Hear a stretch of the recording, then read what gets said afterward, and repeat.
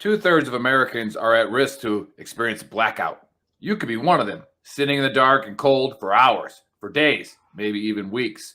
Are you ready to protect your family? You could be with Patriot Power Solar Generator 2000X. Folks say this new solar generator from 4 Patriots is worth its weight in gold. Why? Because this generator has double the capacity and is expandable so you can run the big appliances like your fridge even longer. Or other devices like an electric blanket, microwave, RV air conditioner, or even an electric wheelchair. You also get 12 outlets, including 4 AC outlets, so you can power more devices at once, and 2 USB-C outlets, which can charge your phone 20 times faster than a regular plug. Best of all, this new solar generator is fume-free, safe to use inside, and never needs gas, ever. Over 150,000 Americans trust Patriot Power generators. Go to 4patriots.com/VTTGW to get your solar generator now. You'll even get a solar panel included free.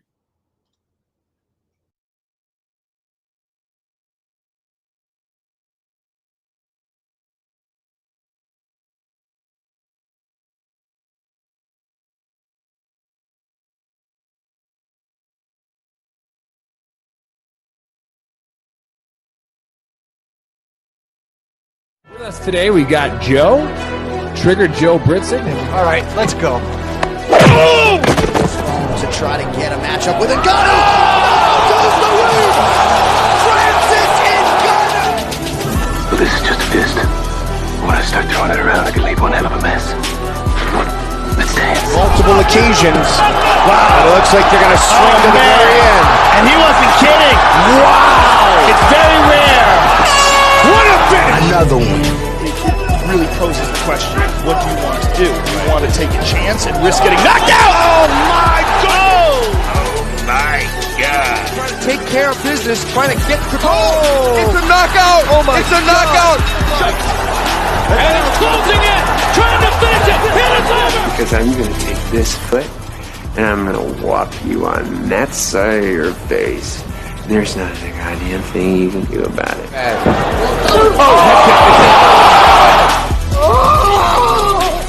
Brock is brought to you by Modelo. I killed it!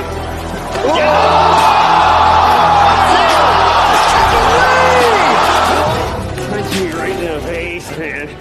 And we have a new nickname. Okay, we have William Send It 7 Piercing. All right, other than that, we used to call him Willie Pete. We used to call him the Mad Russian. For his opponent to be quicker on the canvas.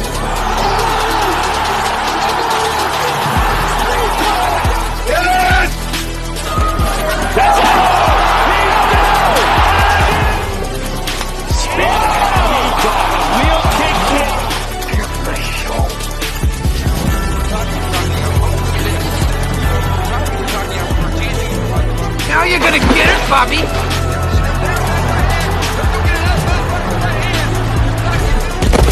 I think you've had enough.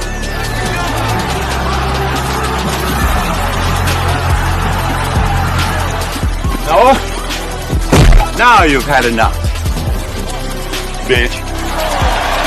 Wow! How good is this? Finish him!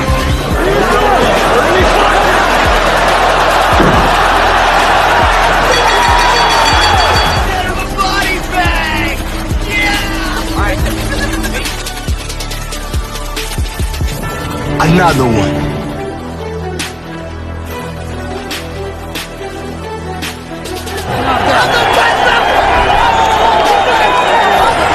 Everybody gets triggered. It's just if you become a pansy. That's in the Book of Earl. I think Not surprised, motherfuckers. You called down the thunder, well now you got it. gotta be very careful.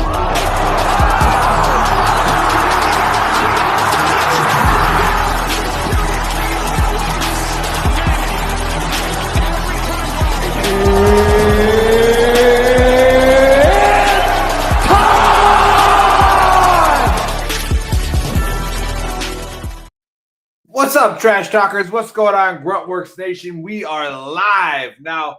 we're a little bit light on the set tonight, but that doesn't matter. We still got one of our experts and the former champ looking to regain his title after holding the crown for almost 2 years. And it was ripped from his grasp by Trigger Joe.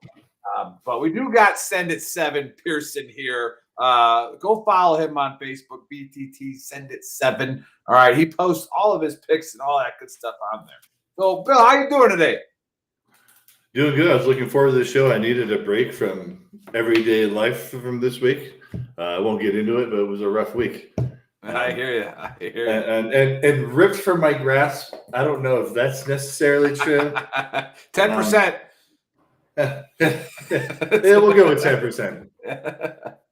But yeah, it was ripped, yeah, for sure. But anyways, yeah, no Joe. Joe's sick. All right, and Stacks, our first responder, she is working a little bit of overtime. I told her to just go to the bathroom for a half hour. I mean, like, I don't understand how this doesn't. No one's gonna say anything.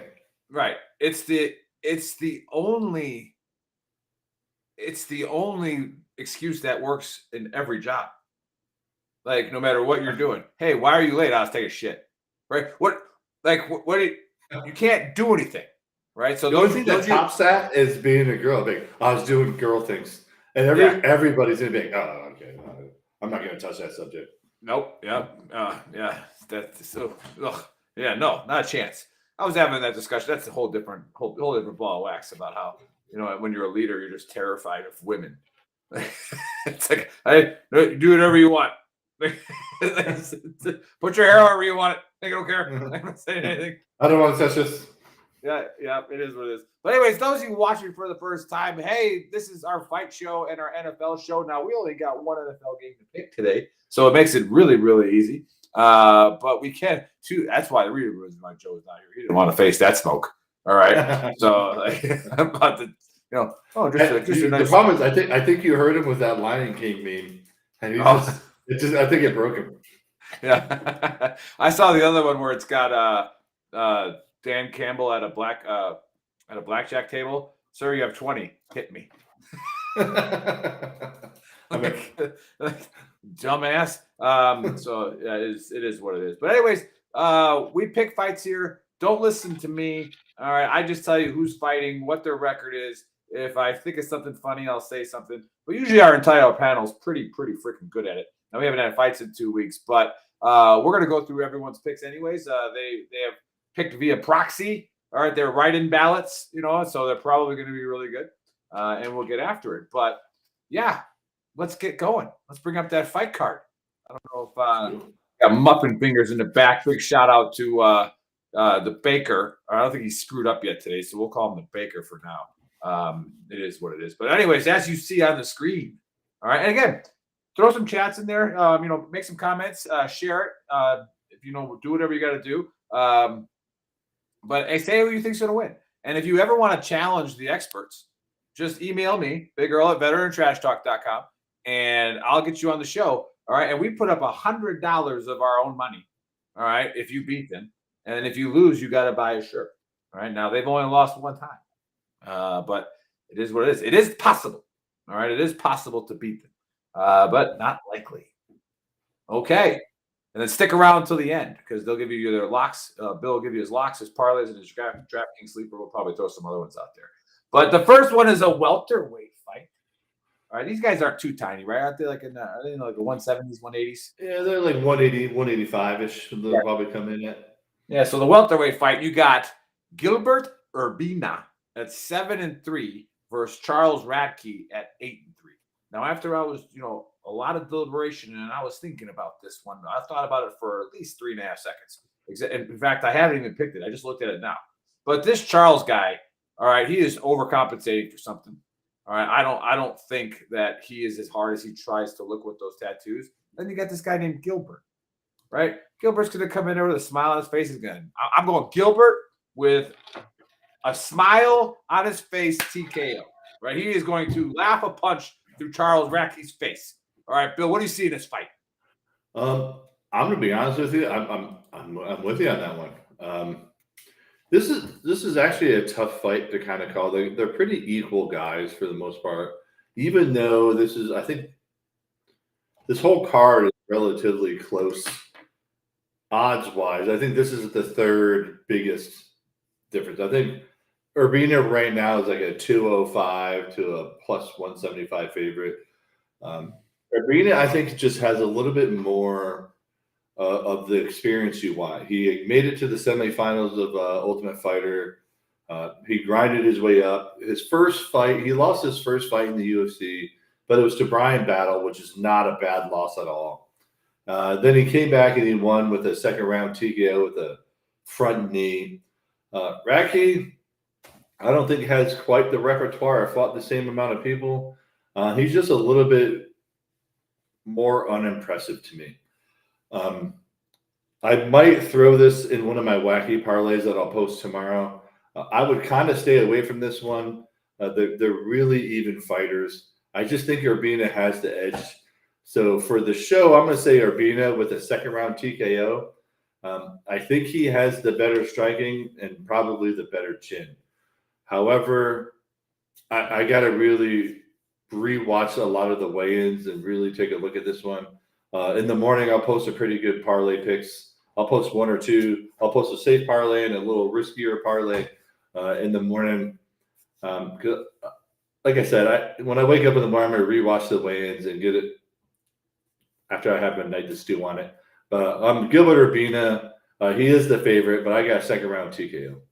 Yeah, what are you looking for in the weigh-ins? Because you and Joe are always talking about watching the weigh-ins. What exactly are you looking for? Joe and I are watching the weigh-ins. What you're really looking for is how pale they are is a really bad sign that they're having a really bad weight cut. And if they come in and they're looking fresh, they had a good cut and they were ready for the weigh-ins. But if they look drained and pale, that's telling you they're having a really bad weight cut. And it's going to be a rough transition from end of that weigh-in. Then they got to start, hydrating back up and getting the nutrition back in. And that affects cardio. And at the same time, if they miss their weight the first time, that means they just weren't training like they were supposed to, and they're not ready for it. Now, sometimes they'll game it. Like, hey, I came in heavy, so I'm going to be able to throw heavier bombs. Are you willing to change the weight classes for me? And that gets into some strategery, as George Bush would say. But really with weigh-ins, you're looking for who looks like they're emaciated and a little tired and maybe a little lethargic. That means they're having a really bad weight cut. Gotcha. So there you go. Have it, fight fans. Look for that in the weigh-ins. If you're bored on are they usually Fridays or are they Saturday mornings? Yeah, they usually do it the night before. And here's the thing: when you get on YouTube, don't watch the weigh-ins that they do. They'll do separate weigh-ins and face-offs for the glamour of the stuff, for the promotion. You got to watch the official weigh-ins. That's when you're going to get the real weigh-in. Because what they'll do is they'll do official weigh-ins where you get the real ones, and then they'll refilm the face-offs and weigh-ins for the publicity commercial shit. Don't watch that one. You got to watch the official weigh-in. Gotcha. All right, let's get to the next one. And hey, let's see here. Did the Baker? Did you make a scorecard? Probably not, huh? Son of a bitch. Maybe he did. We'll see. But nope. I only got one selfie. Well, you got mine. So I don't want to hear it. Anyways, we were supposed to have a scorecard. We're supposed to do a lot of things at Veteran Trash Talk that I get triggered about. That never happened. But don't worry. That's why the big girl's at the helm. I'll square it away. I'm going to make one out of crayon. All right. We're just going to post it up there. But right now, every week I pick a fight that one of the experts has to pick for a point. And they have to pick who's going to win, how they're going to win, and what round it's in. And it's a max of 3 points. All right. And right now, the current champ holds a slim lead, all right, over the Mad Russian and Stacks, the Drunken Cyborg. But we got this one happens to be the Cyborg's point pick, and it's a middleweight fight, okay? And we have Kiziev at 14. How do you say that? Kizriev, whatever fucking Al-Shabaab, whatever the hell it is. All right, 14-0 versus Mahmoud Muradov. All right, now this is a tough one for me because anytime someone's name ends in a V, I pick them to win. All right, so I'm going with a double KO here because they both end with a V, and no one knows what's going on. But Kizarev is coming in at 14-0, Muradov at 26-8, and Stacks says that Ali Ashkabab is going to win in the third round by submission. What say you? Let me say, I agree with the outcome. Round, well, I really, when I say I agree with the outcome, I agree with the winner. So Kizriev is only coming in at a -148, which I think is absolute bullshit. He should be a far heavier favorite. So Kizriev is they're calling the new Khabib. He's baby Khabib. He's another Dagestani raised by Khabib. And if you watch him fight, it's almost identical. Mahmoud Muradov had a lot of KOs coming up, but then he entered into UFC, which is an entire different arena, and just hasn't panned out like he would. I mean, I think he's had one TKO early in his UFC career. A lot of it has been decisions since then. Kizriev is just a mauler. He's your typical came up in the Eagle MMA Dagestani Khabib fighting gym where they're going to get you on the ground. They're going to wrap you up. They do that thing where they get you against the cage, and then they wrap their legs around your legs so they're on the inside. You can't move. And then they just pummel the shit out of you for 3 rounds. But Kizriev will stand up a little bit more than most Dagestani guys. But I think it's going to be very Khabib-ish where he gets Muradov on the ground. He's got the bigger reach. He's a taller guy. But I think it's going to be Kizriev gets him on his back. He keeps him there for 3 rounds straight. Just pummels the shit out of him. So I think this fight's going to go one of 2 ways. Either what Stack says, you're going to get a late round submission, or it's going to be a very unanimous decision where Muradov spent the entire fight on his back, just getting punched and elbowed in his face. So my lock is also Kizriev. How he's going to finish, a sub in the third is actually a pretty solid bet, but don't be surprised if it goes to decision. So I think taking the over is a safe bet, but for sake of the show, third round submission. But for this one, Kizriev has a lock, and I think the over is a pretty safe bet on this one. So these odds are pretty close. So for a lock, this should pay you pretty well. Yeah, and I don't know why the odds should not be this close. Interesting. Vegas is screwing this one up, which is good for us. Kizriev is going to put this dude on his back and just maul him. It's just he's like I said, everybody's calling him Baby Khabib, which I think is a little early to say that, but I think he has a real shot being the next belt holder for this weight class. Very nice, very nice. All right, let's get into the next one. All right, and it's a women's flyweight fight. So what are these girls weigh? Like 100? These girls got some muscle for ladies, huh? 140. They're 140. Yeah. Now these are both ranked fighters, so this should probably be a good one for Bill, who's supposed to be the master at the ladies fights.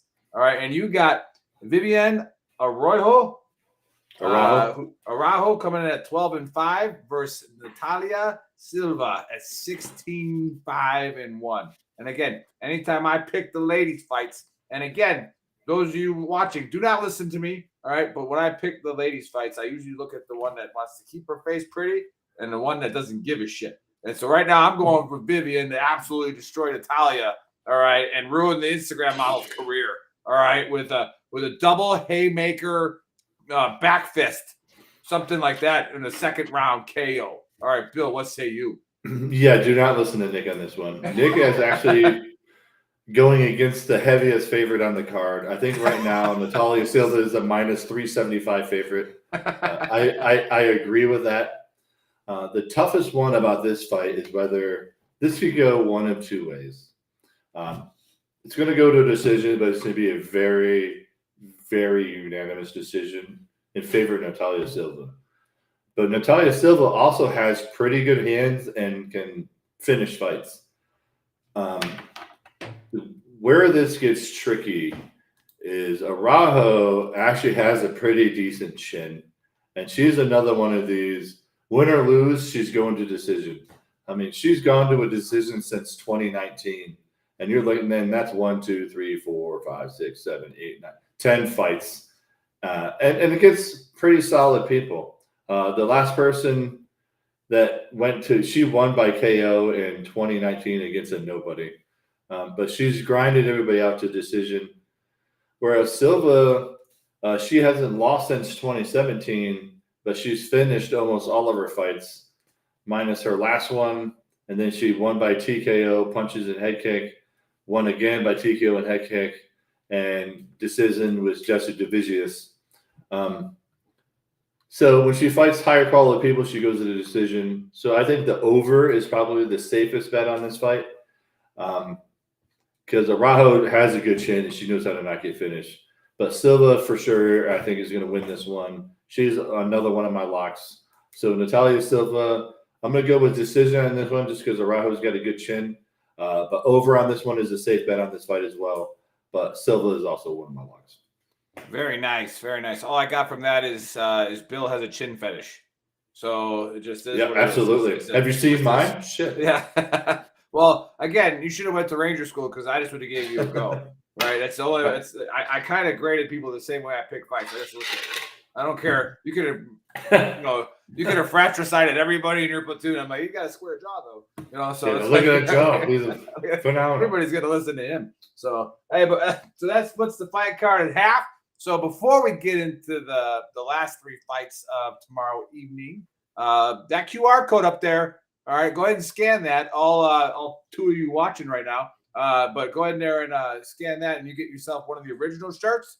With the chevron on our logo on it, with the dumpster fire and beers. And Bill is wearing the dumpster fire shirt, one of my favorite ones. So go on there and put in the code VTTGW and get a discount. And then on the bottom of the screen, scrolling across, you see 4patriots.com /VTTGW. They have their own landing page for us, and I say it every show.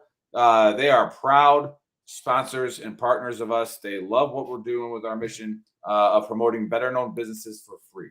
Now, I know there's a lot of you bro-vets out there that probably are super uber right MAGA people, but want everything for free. Okay? Shit's not free. It's free in China. Go move there. Okay? The stuff that we want to do in the community that we want to build is going to take some scratch. All right? So we do have a proud sponsor who's doing that, and we also sell some shirts. So 4 Patriots is on our back. And if you don't have money, no big deal. Just share. All right? Share the page. All right? Share the show. All right? That'll help us a lot. So go to 4patriots.com /VTTGW. Get yourself one of them solar generators with a free, I think it's a free solar panel comes with it. So go get it. Go grab it. All righty. Let's get on to the next one. And it's I almost forgot my favorite sponsor. These guys. Yeah, 10th Mountain Whiskey. All right, go to 10thmountainwhiskey.com and put in the code VTT and get yourself a discount. I'm specializing in their bourbon right now, so it's not too bad. All right. And their cordial is phenomenal. Cordial is just just make sure your calendar's free for the next 2 days because you're not going to stop drinking it, and it is what it is. That is funny. You got Buddy saying, "Hey, bring back a bottle of cordial from Chris." That's like, if he gives me that bottle, it ain't getting brought nowhere. It's going to be a drink. Nothing I can do about it. So, okay, let's get on to the next one. And it's a welterweight fight. And we got Randy Brown coming in at 17-5 versus, I guess when their first name is that it's Muslim. All right, Muslim. All right, Salikov. All right, coming in at 19-4. Now, I did some research into this fight, did some digging into it. And Randy Brown is actually related to Chris Brown. All right. And I don't know if you noticed, who was the one that peed all over the hooker? Was it Chris Brown? But that was the other person. No. Chris Brown's the one that beat up Rihanna. Oh, R. Kelly. Yeah, Chris Brown. R. Kelly's the one that peed on the 15-year-old. So yeah, we don't like any of them. But we like Randy, because Randy, I think, is an American. All right. We're gonna go Jamaican. It's Jamaican, which is the same thing. All right. It's pretty much America. We won all the wars of the islands of the people who owned those islands before. So it's ours. All right. I'm going to go the Jamaican American, Randy Brown, by KO in the first round. Bill, what say you? I agree with you, the winner. I don't agree with the outcome. Randy Brown is also a pretty decent favorite. Says Jamaica right there. At the last I checked, he's at minus 275 on MGM and minus 278 on DraftKings, which is pretty good. And I agree with that. However, I think this is go to a decision. Randy Brown, and that's because of Randy Brown. I mean, his last 2 fights, he lost one, but that was to Jack Della Maddalena, which is a good loss. But he is the decision king, to be honest with you. I mean, Jared Gordon decision, Colleen Williams decision split, Francisco Trinaldo decision, Wellington Thurman decision. By the way, the fact that he went to a decision, Wellington Thurman, has me kind of worried.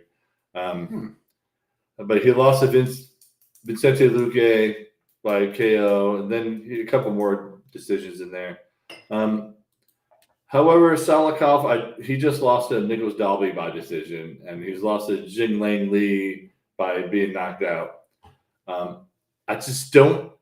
think Randy Brown is going to be the smarter fighter in this one.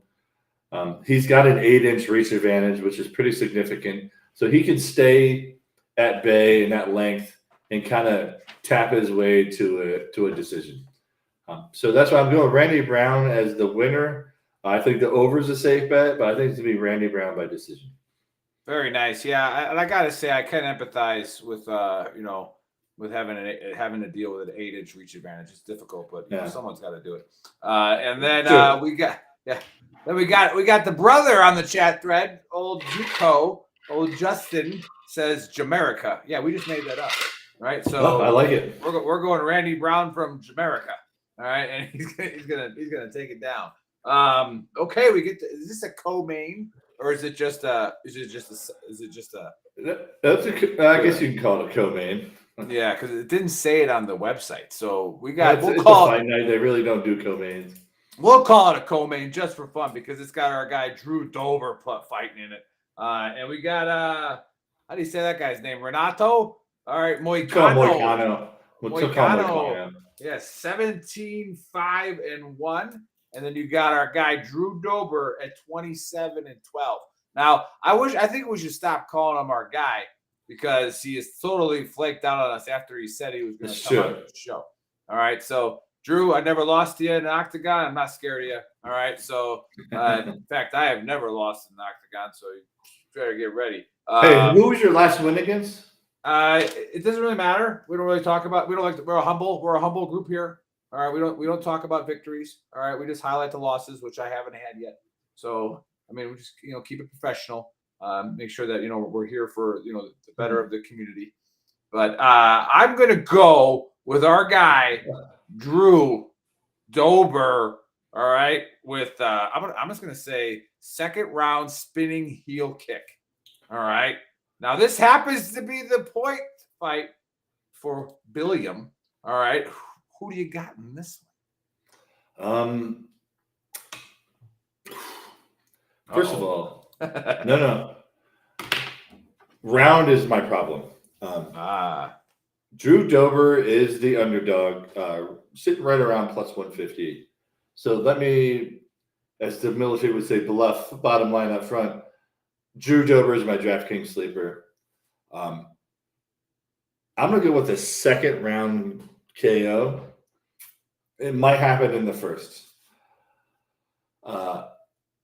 Drew Dober is trying to be the new Donald Cerrone, where he fights as much as he can in 1 year and he just becomes a dog. He is a knockout king. And if you look at Moicano's record, he likes to win by rear naked chokes. So as long as Drew Dober can keep his ass off the ground, he's safe. Drew Dober loves losing to arm locks, which is a problem, but this stays standing. Out of Moicano's 5 losses, 1, 2, 3, his last three of his last 4 were by KO in the first 2 in the first round, 1 in the second round. 1 by decision, 1 by submission. But he doesn't have the chin you need if you're fighting someone like Drew Dober. So Moicano's going to do everything he can to keep Dober on the ground and make this a boring fight, because he knows if he stays standing, Dober's sleeping his ass. And I think that's what's going to happen. I think Dober's going to come in with great takedown defense. I was leaning on first round, but I'm going to go with second round TKO. But Dober's my DraftKings sleeper, second round KO. Moicano just doesn't have the chin for someone like Dober. Very nice. So those of you who don't understand what DraftKings is with UFC is you can pick a lineup together and you get a budget. And so what our experts do is say, hey, here's a guy you can put on that's not going to be as expensive as obviously the favorites, but it's going to get you some points, maybe even an upset. And I know Trigger Joe had a run, 4 weeks in a row where his DraftKings sleeper straight won. So like if you put those in your DraftKings sleeper lineup, you probably made a little bit of cash. So if you play DraftKings, this is an interesting one because all 3 of our experts have put Drew Dober as their DraftKings sleeper. So that's pretty solid one there to take. I might even want to put some money on a money line just to freaking win if that's the case. But okay, let's go to the main event. And hold on a second. What did you say? I didn't even write it down. How's that? What? I got Dober, second round KO. Second round KO. Perfect. All right. Now the main event, which happens to be Joe's pick for points, but he's not here because he's like Dan Campbell going for it on fourth down instead of taking points on the road like you're supposed to do in the playoffs, to where you now don't even you just win. You win the game. All right, but don't worry, Packers did the same thing the week before, douchebags. All right, we got Dola D's Nuts coming in at 12-2 versus Naza Imanov. Who gives a shit? Where's Dola D's from? The Republic of Georgia. He's Georgian. Oh, the Republic of Georgia and Russia. Okay, these two fought a war a couple years ago, and where we had the first taste of what the javelin can do. All right, so Russia figured out, well, shit, those are really cool, and they blow all our tanks up. So I'm going to go with Roman with the javelin missile strike off the cage, like a Superman punch, but from the top, like a javelin hits. So we're going javelin strike Roman over Imamov. All right, that's the way the Big Earl sees it. And Joe, the champ, for his points, has Imanov to win by decision. What say you, Bill? Ring the bell, as Joe would say. That's exactly what I got. Nice. Here's why. Listen, Roman Dolidze he's okay. I think he's overrated, but he's okay. If you look at Imamov's record, it's a little bit deceiving. He's fought the better fighters, and so his last 2 fights are kind of wacky. He had a no contest with Curtis with that accidental head clash. And before that, he lost a decision to Sean Strickland, which is not a bad loss. If you go the distance with Sean Strickland, that's a phenomenal fight. But before that, he went to decision with Wonko and Buckley, won that. He TKO'd Shabazian. He TKO'd Ian Heinz. And then he lost a decision to Phil Hall, also not a bad loss. I just think he's fought the better fighters and done better. Roman's coming off of a decision loss to Marvin Vettori. Marvin Vettori, why I like him, he's kind of a boring-ass fighter. He's come off with some TKOs over Jack Hermanson, Phil Hawes, and Kyle Dawkins, which I think Kyle Dawkins is not that impressive. I think this will be an interesting fight. However, I think Imamov has just had a wacky couple of losses that don't really prove how good he is. But I do think the over is a safe bet on this one, and I like Imamov by decision. Both of them are good enough to not have this fight end early. I think the over is a really safe bet. Again, I'll play with some parlays throughout the night and when I rewatch the weigh-ins. But I also like Imamov by decision. For bettors out there, the over is a really safe bet. If you're unsure which one you want to go with, take the over. that's a really safe bet. Very nice. All right, there you have it, fight fans. Now we get to the best part of the show where we talk about how to make that money. All right, so I'll give you guys another brief explanation of how the Big Earl bets on what these guys say when we get to it. But I'll start with Joe. Joe's got a right in here. So I'm going to go back through all the fights. He's got Urbina the win by decision. Kizarev wins sub third round as well. Silva wins by decision. Brown by decision. And Dober by TKO in the third. And Imamov by decision. Okay, his sleepers are Drew Dober and Diana Belbita. Locks are Silva and Azhat Max. We haven't said Azhat in a while. So he's got locks are Sylvia and Azhat. Parlay prelims on up. Luna Carolina Stodolenko to go the distance. Themba Goribimo, Azhat, McCann Belbita over 2.5. Urbina, Silva, and then Moicano Dober inside the distance. So there you have Joe's parlays. All right, now we're going to go live with Bill's parlay here at Locks and DraftKings Sleeper, which you already said 2 of them. I put money on the individual locks, right? And then I put the amount of money that I could win on those individual locks on the parlay. Hopefully you cover that in case one of the stupid ones doesn't win. What really stings is when one of the locks loses, and it's like, oh, shit. But it is what happens. That's why Vegas has big buildings, and that's the disclaimer. All right, if you don't have money, do not gamble. All right, just don't do it. Spend it on something else. So, all right, Bill, give us the locks, the parlays, and the DraftKings. What was Joe's 2 locks again? His 2 locks were Silva and Azhat. Okay. Joe and I are really close. Really close. So actually, I'm giving you 3 locks this time around. One of my locks is Azhat. It's also a relatively heavy favorite. Kizriev is one of my locks. I don't agree with those odds. And then I'm taking one of my locks is the Ismov Dolids to go over. I see that going to a decision. And then my DraftKings sleeper obviously is Drew Dober. And I'm giving you somebody in my parlay goes against Joe's DraftKings sleeper. But that's okay because sometimes with our DraftKings sleeper, we got to get a little wacky.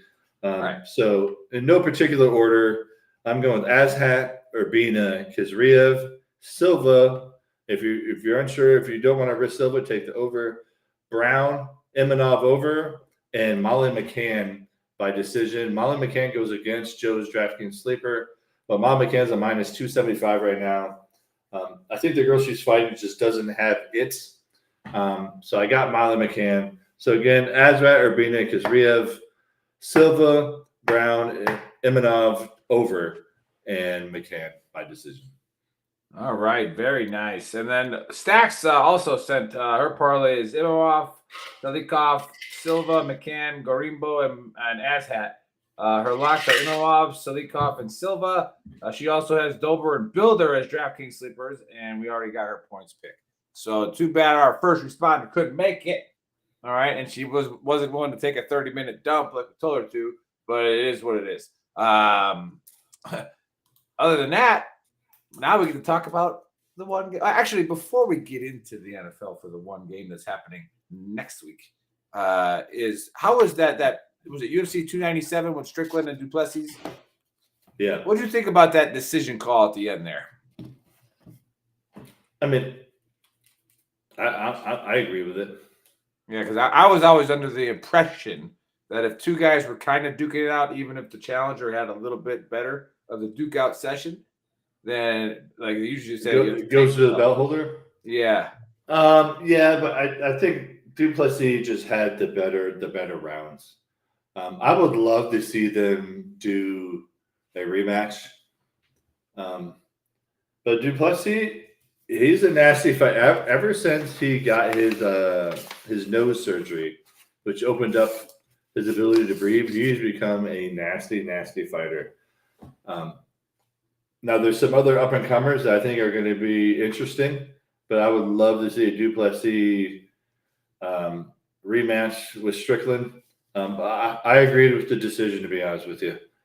Usually, if I don't think it was close enough to just lean on the belt holder. But I think a rematch is definitely needed.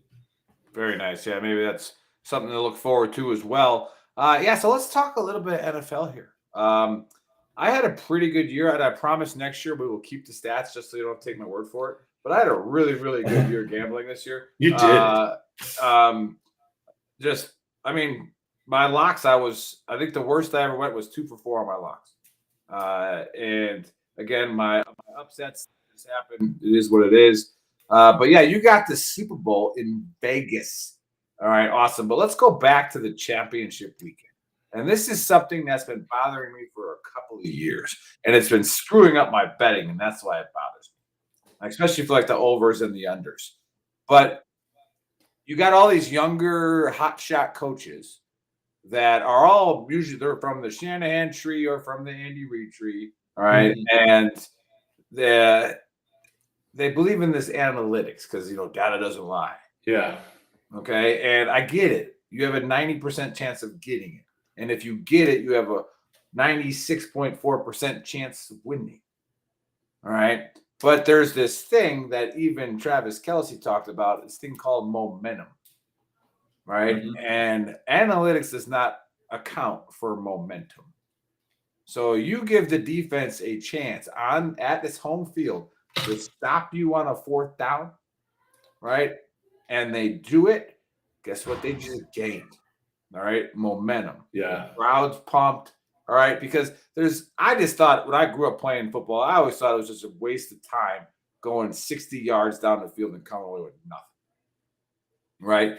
And the old rule of thumb is you take the points on the road, right? You don't give that crowd a reason to get excited, right? You just kick the damn field goal, right?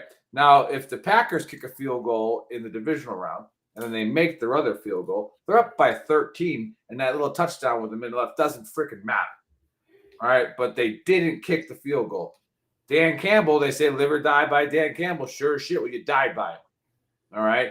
Didn't kick the field goals. All right. He kicked the field goal in the first half to go up by 3 scores. He had the same opportunity to do it again in the third quarter and didn't do it. Mm-hmm. Right. And then didn't get it. And then what did Andy Reid do when the entire offense stayed on the field on a 4th and short? Right. He's like, get your asses off the field. We're on the road. I'm going to kick it. Right. And yeah. He won. And it's weird that Andy Reid, the Chiefs are always in the playoffs. All right. Well, Andy Reid ain't following no analytics sheet. All right. Other than all the work he probably puts in the first place just to know what plays he's supposed to run at certain times. All right. But it's like, I'm on the road. I'm playing against Lamar Jackson. I'm going to kick field goals. All right. I'm going to take the points and, let the cards fall they will. And again, Lamar Jackson let me down. I lost most of my winnings on that game from the end. So, I honestly thought Baltimore was going to roll. So did I. They were going to absolutely roll. Like just, and then I thought this was Lamar's year. I really thought this was Lamar's year. But I was in D.C., which there was an MGM Sportsbook right across the street from the bar I was at by the National Stadium, right? And I walked right over to that bar at halftime because I had $500 on the Lions to win money line. All right, which paid like $765 back. I walked right over to that bar and put $20 on the 49ers to win money line, down by 21, and that paid $520. So I ended up winning $20. So that's what we call hedging a bet. All right, so I was able to do it. But yeah, let's talk Super Bowl here. Again. 49ers healthy are really, really difficult to beat. And they have not been playing well. Brock Purdy is showing what it's like to be the last pick of the draft and playing in the biggest games of your life. And again, Brock Purdy, I think he's making like $325,000. But he fucking performs. Yeah, it's like I said, he just hasn't been playing well lately. Like not like he was when he was in the MVP talk. But I think the week of preparation and I think getting here, the Chiefs defense has been playing well, but San Francisco's got to win. And I got my bet in at 1.5, San Francisco by 1.5. But the real bets here, all right, put money on the quarterbacks, both of them, all right, whatever one you want. So, like, I think San Francisco's going to win. It's actually plus 155 for Brock Purdy to be the MVP, or plus 250. So the MVP has switched into the best quarterback of the game. All right, the winning quarterback gets the MVP, which it shouldn't be, but that's just the way it is. So I'm gonna put money on like Brock Purdy to win the MVP. All right, That's actually a great bet. And you're better off putting money on Patrick Mahomes to win the MVP if you think KC's going to win. All right, so just think about that for your betting odds when you're doing it. Whoever you think's going to win, instead of putting money on that team to win, put money on that quarterback to win the MVP. You're just going to pay you more. Well, yeah, Bill, what do you say at the Super Bowl? I like San Francisco. And here's the thing. I think Brock Purdy has been disrespected. Well, I'm getting a visitor. He might be leaving. A great video to watch, actually. If anybody gets a chance, it's all over TikTok and Instagram. Is if you watch Pat McAfee argue with Shannon Sharp why Brock Purdy is being disrespected. What Brock Purdy did in the second half of that championship game is absolutely phenomenal and should be applauded. But people just love to hate Brock Purdy. I don't know why it is. I have my theories. And that's number one. I think Brock Purdy has it. And I think he knows how to get to the win in this game. Listen, is Kansas City going to get their points? Yeah. Does Patrick Mahomes know how to perform with Kelsey? Yes. I just don't think – I think they also are easily I think they're mentally weak a little bit. I think it's easy to get in their heads. And I think Crosby from Raiders taught the rest of the NFL on how to get in Patrick Mahomes' head. And Mahomes even said, he's like, he'll give me an extra push. He'll kick me a little bit. He'll just push me for no reason. And it just eats that in Mahomes' head. And I think defenses are starting to learn that. But, hey, you know what? I'm just going to take the penalty and just blast Mahomes one extra time just for shits and gigs. So, one, I think Purdy has what it takes. Two, McCaffrey is a fucking animal. If it's 4th and short and you have McCaffrey, you're getting the first down. And, unless you're Pete Carroll and you pass it. Yeah. It's like, yeah. And I don't think the Kansas City defense has what it takes to stop McCaffrey. I think it's going to be a great game to watch. I think it's going to be high scoring. But I'm with Nick on this one. I like San Francisco. But I also agree with Nick. Go with the quarterback MVP bet. That's what's going to make you earn your money. And I agree with you. It shouldn't always go to the quarterback, but it just does. It's just a thing.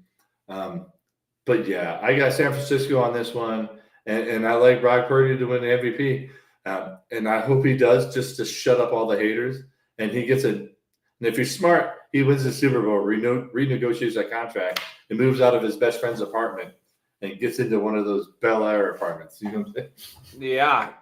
And it sucks being in San Francisco because he's making like the least amount of money of any Super Bowl quarterback since like 1975. In the most shithole city in America. In the most shithole city in America, paying 60% taxes on that money. It's like, son of a bitch. He does not make enough money to afford a family-style house in San Francisco. Yeah. He does not make enough money. That's disgusting. What did trigger me again about the MVP for the quarterback, because everybody knows that's watched this show before. I never ever say Tom Brady is a top 5 quarterback. Like when you just say quarterback, right? When you say football player, game manager, somebody who wants a leader, right? Different argument. Mm-hmm. But what you saw last weekend was exactly what I always talk about with like Joe Flacco, other quarterbacks, Cam Newton, who made the throws in the Super Bowl that did not get caught. All right. So we all thought it was Lamar's year. Lamar made some passes, enough passes to win that game. And you got Zay Flowers diving for the end zone, and he fumbles on the goal line. All right. If Zay Flowers doesn't fumble, we're talking it's a different narrative, right? Yeah. And then let's go to the 49ers against the Lions, where Brock Purdy throws a horrendously bad pass, hits the Detroit cornerback right in the face mask instead of catching it. And then Brandon Ayuk falls over that cornerback and makes a diving catch off the tip pass. Right? Yeah. Like now we're praising Brock Purdy, right? And as we should, he deserves the praise. But again, just pay attention to those quarterbacks that you say suck when it's like he made the throw. Like he did exactly what he was supposed to do. Flacco's the perfect example of that. Yeah. Like they win the Super Bowl after he hit someone in their numbers. Yeah. Like, and by the way, speaking of Lamar, can we talk about the pass where he threw it, he got tipped, he caught it, and then ran 15 yards for a first down? Like, Lamar is amazing. He's just surrounded by garbage. Yeah. Well, this was the first year he wasn't surrounded by garbage, and then that garbage showed up in the game. Like it was just like, oh, dude, that you got to play for your quarterback, man. You got to do that, right? Like, it just drives me nuts. But then again, that's why Tom Brady could overcome all of his physical, where he wasn't as physically talented as other quarterbacks in the past, because people played for him, right? Mm-hmm. And again, I would love to say that it was not him, but it is him. The guys played at a higher level than they were normally stat-wise supposed to, and because they played for him, he's a leader. And Tom, as much as you hate him, like he spent more hours studying game film than any other. Yeah, and I don't hate Tom Brady. I try to argue objectively about the position of quarterback. Like, and I'm with you on that one. Like, I don't even draft him in the top 50, right? Like, if I'm a GM draft, obviously, if we know what he was like later, like, sure. Yeah. But like, no, I'm not even. It's like a Mitchell Trubisky draft pick. It's like, who the fuck is Tom Brady, right? So it is what it is. But okay, that should do it for the show. Before we turn it over to Bill for his plugs of the awesome nonprofits that we donate, just another reminder of what we do here at Veteran Trash Talk. And just like Bill said in the beginning, I needed this show. It's been a rough week. Again, community is what keeps us going, keeps us alive. And with social media, right, there's no reason for us to ever be alone. And with Veteran Trash Talk, go to VTT Official, right? Have a good time there. And they know that prick, VTT's Big O, that tags everyone. That's me, okay? Own the fucking company, guys. So when I want to tag everyone so that you're understanding what we're doing, sorry, like just leave the page if you don't like it. But we promote veteran-owned businesses for free, all right? For free. And I appreciate all of you watching, making our reach bigger, resharing all of our memes, because that reach for those veteran-owned businesses can be very, very lucrative for them if they play it right. And that's what we want. We want veteran anything to come on and promote it. And then, oh, by the way, that's just one little thing in the giant system of things that help all veterans. All right, because who knows? Maybe they'll hire 10 of you off of Veteran Trash Talk. Who knows?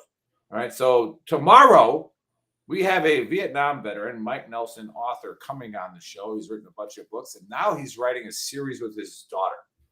All right, so him and his daughter are writing books. So I'm really excited to pick this guy's brain and see what he's been doing for the last, 40 years and making things work after experiencing some of the worst hell in the world. So tune in tomorrow at 1700 Eastern Time for author, Vietnam veteran Mike Nelson. We'll have him on and we'll promote his books and see what he's doing. Joshua Moore says, hey, you're a little late, Josh. Just rewind and watch it all. It's hilarious. But thanks for commenting. Okay, Bill, send us off. Okay, so normally you guys know I always talk about, first of all, GoStarDadventures.org. Please go to that website. They've won awards for how much money goes straight to the kids. And all this money follows them from teenage all the way up through adulthood, and they take them on hunting trips, deep sea scuba trips. They get them licenses. They help them get into college. And it's really to get all these gold stars of veterans and now first responders together and remind them that they are not forgotten. You've heard Nick and I talk about 1,000 times. Memorial Day comes around. Everybody's Till Valhalla RIP. But no one ever talks about the families left behind. This organization does a phenomenal job of getting all these kids together, reminding them that they're not forgotten, and taking them out throughout the year. The reason why I'm also bringing that up is Gold Star Century team. We signed up for another race. I got in with the lottery, so I'll be running the Mid-State Mile on June 15th. So please follow along. I'm going to be running for goldstarteenadventures.org. So please, if you want to donate per mile or just donate whatever, go to the Gold Star Century team on Instagram and on Facebook. Basically, it's a 1.1 mile loop every 20 minutes, and it's a last man standing race. So you just go until everyone quits. I'm going to try to run as many as I can. If I could beat my age group average winner, which is around 60 miles, I'm going to do that. I'm going to be honest with you. If anybody knows me, is if I beat the 43-year-olds and we're down to 15 people, I'm going after all those young little punk asses. So please follow me as I run this Mid-State Mile. I'm going to have people out there filming the stuff. I'm running for these Gold Star kids. So please come out and donate and just represent Gold Star Teen Adventures. And also wear blue, run to remember. Same thing. They get kids together. They assign sponsors to them, and we follow them throughout the year and help them run a 5K for Memorial Day to remember all their fallen parents. So wear blue, run to remember. Hopefully, I'll be setting one up here at Fort Sill. A lot of logistics into that. So hopefully within the next year. And goldstarteenadventures.org. That'd be awesome. And so, yeah, Joshua Moore says, I just saw the group. I just saw this in the El Paso Bourbon group. That's right. Drinking bourbon right here. Joshua Cheers. He said he's drinking Eagle Rare. But if you go to 10thmountainwhiskey.com and put in the code VTT, all right, you'll get yourself a discount on some great bourbon, some great rye. And it's out of Vail, Colorado. So go to 10thmountainwhiskey.com and put in the code VTT. And again, you're going to hear something else from our sponsors again. Oh, Lawton. Yeah, look, gross. But anyways, yeah, go get yourself some good bourbon. It's better than Eagle Rare, 100%. So go nail it. All right, we'll see you guys tomorrow, 7000 for the Trash Talk Hour. Two-thirds of Americans are at risk to experience blackout. You could be one of them, sitting in the dark and cold for hours, for days, maybe even weeks. Are you ready to protect your family? You could be with Patriot Power Solar Generator 2000X. Folks say this new solar generator from 4 Patriots is worth its weight in gold. Why? Because this generator has double the capacity and is expandable so you can run the big appliances like your fridge even longer. Or other devices like an electric blanket, microwave, RV air conditioner, or even an electric wheelchair. You also get 12 outlets, including 4 AC outlets, so you can power more devices at once, and 2 USB-C outlets, which can charge your phone 20 times faster than a regular plug. Best of all, this new solar generator is fume-free, safe to use inside, and never needs gas, ever. Over 150,000 Americans trust Patriot Power generators. Go to 4patriots.com/VTTGW to get your solar generator.